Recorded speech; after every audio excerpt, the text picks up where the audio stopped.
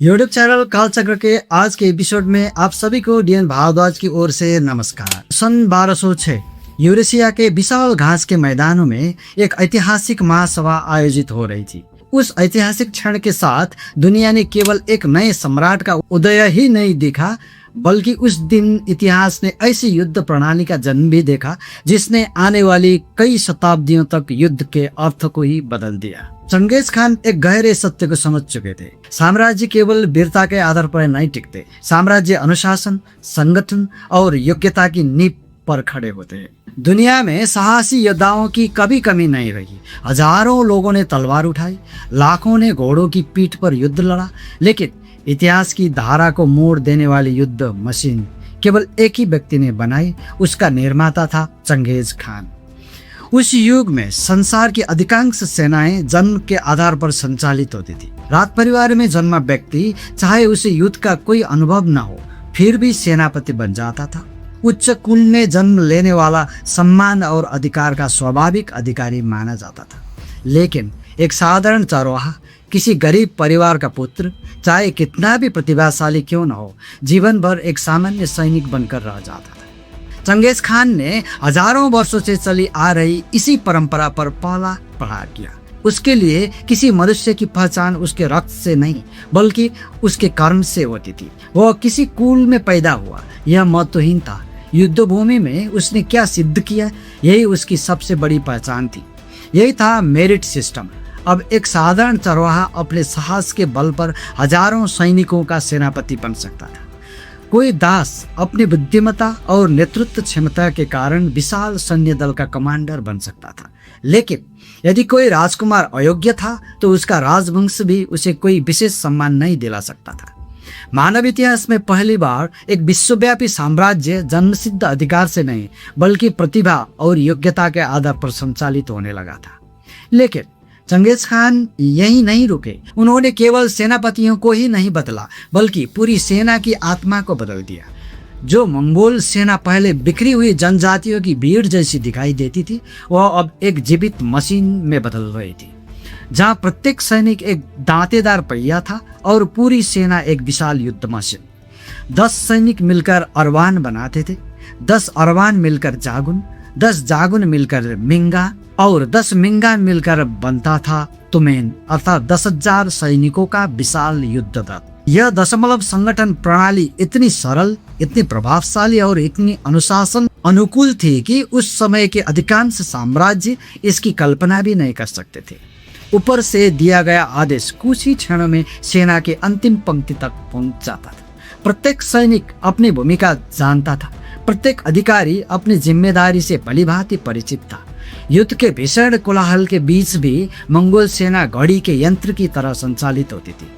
Genghis Khan का सबसे बड़ा मनोवैज्ञानिक सुधार अभी बाकी था। उन्होंने कभी भी एक ही गोत्र या कुल के लोगों को एक ही सैन्य दल में नहीं रखा।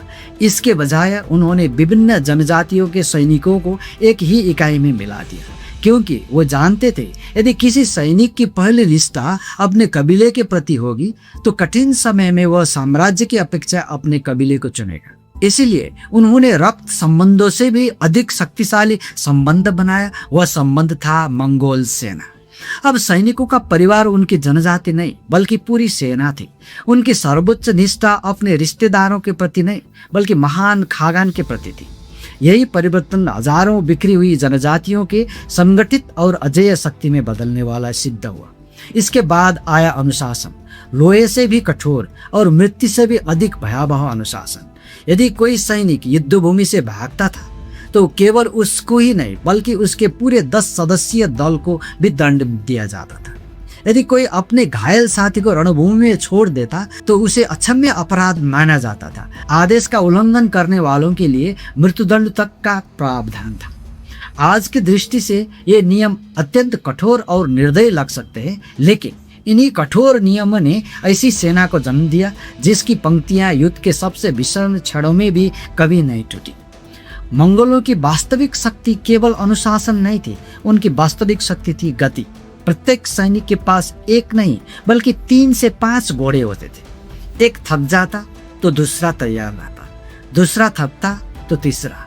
इसी कारण वो एक ही दिन में सैकड़ों किलोमीटर की यात्रा कर सकते थे। जहां अन्य साम्राज्यों की सेनाओं को पहुंचने में महीनों लग जाते थे, वहां मंगोल घुड़सवार सेना कुछ ही दिनों में पहुंच जाती थी। वो केवल यात्रा नहीं करते थे, वो तूफान की तरह दौड़ते थे। वो केवल आक्रमण नहीं करते थे, वो क्षितिज से उतरती हुई प्रलय की भांति टूट पड़ते थे। और जब वो निकट आते तो शत्रु सबसे पहले तलवार नहीं देखता, बल्कि आकाश को ढक देने वाली तीरों की वर्षा देखता था। मंगोल का सबसे घातक हथियार तलवार या भाला नहीं था, वो था संयुक्त कंपोजिट धनुष। लकड़ी, सिंह और पशुओं की नसों से बना यह छोटा सा धनुष अत्यंत शक्तिशाली था। दौड़ते हुए घोड़े पर सवार होकर भी मंगोल धनुर्धर केवल आगे ही नहीं बल्कि पीछे मुड़कर भी अचूक निशाना लगा सकते थे। शत्रु तलवार की दूरी तक पहुंचने से पहले ही उसकी पंक्तियां तीरों की वर्षा से छलनी हो चुकी होती थी। कई युद्ध तो वास्तविक भिड़ंत शुरू होने से पहले ही समाप्त हो जाते थे, लेकिन चंगेज खान का सबसे दृश्य हथियार अभी भी शेष था, वो था सूचना। उनका गुप्तचर तंत्र हजारों किलोमीटर दूर तक फैला हुआ था। व्यापारी, दूत, यात्री और स्थानीय सहयोगी लगातार सूचनाएं एकत्रित करते थे। शत्रु की सेना कितनी बड़ी है, उसकी रसद कहाँ है, जल स्रोत कहाँ स्थित है, कौन सा किला कमजोर है, कौन सा सेनापति महत्वाकांक्षी है। युद्ध प्रारंभ होने से पहले ही चंगेज खान के पास ये सारी जानकारी पहुंच चुकी होती थी। उनके लिए युद्ध भाग्य का खेल नहीं था, युद्ध एक विज्ञान था, एक गणना था, एक सुनियोजित तैयारी था। और फिर आरंभ होता था मंगोलों का सबसे प्रसिद्ध मनोवैज्ञानिक युद्ध। वो पराजित होने का अभिनय करते, डर कर भागते हुए दिखाई देते। विजय के उन्माद में शत्रु अपना अनुशासन खो बैठता और मंगोल सेना का दूर तक पीछा करता। फिर अचानक क्षितिज पर धूल का विशाल बादल उठता। चारों दिशाओं से हजारों घुड़सवार बिजली की गति से टूट पड़ते और शत्रु को चारों ओर से घेर लेते। कुछ ही घंटे पहले विजय दिखाई देने वाली सेना कुछ ही क्षणों में मृत्यु के घेरे में कैद हो जाती। यह केवल युद्ध कला नहीं थी, यह मानव मनोविज्ञान पर विजय थी। चंगेज खान ने एक और सत्य को शीघ्र ही समझ लिया था, केवल घुड़सवार सेना पर्याप्त नहीं थी।